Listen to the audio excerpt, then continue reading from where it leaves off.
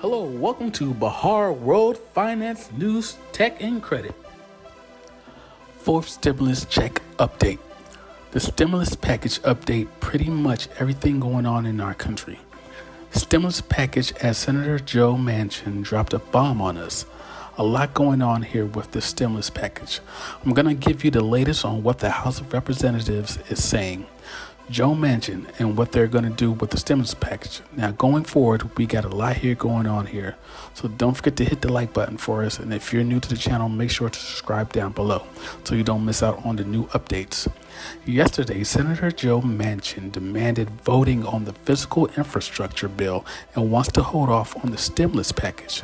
He wants to hold off on the stimulus package. He wants to see the bill in writing. He wants to have them draft the bill. He wants to have the Congressional Budget Office score the bill, basically to do the math on the bill to see if it's going to add to the national deficit.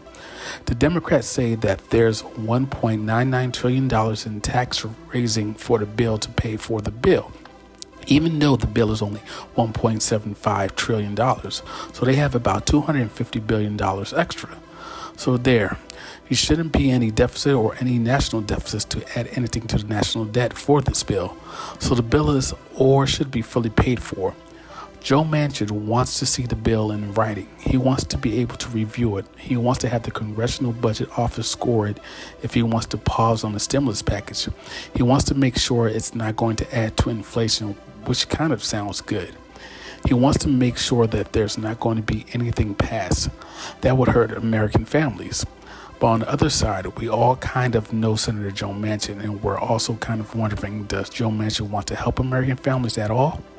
And here's what he said at the end of his press conference. Let me say one thing. I'm not going to negotiate in public on this because I've been dealing in good faith, and I will continue to deal in good faith with all my colleagues on both sides. It's time to pass the bill and quit playing games. Saying I'm trying to fight for the American people, but is he? Is he trying to fight for the American people?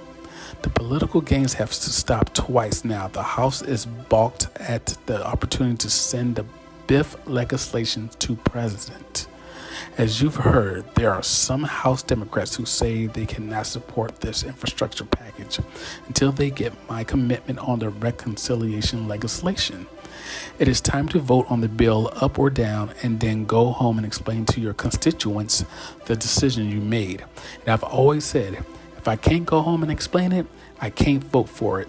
And if I can, I will. I've worked in good faith for the past 3 months with President Biden, Leader Schumer, Speaker Pelosi, and my colleagues on the reconciliation bill, and I will continue to do so for the sake of the country.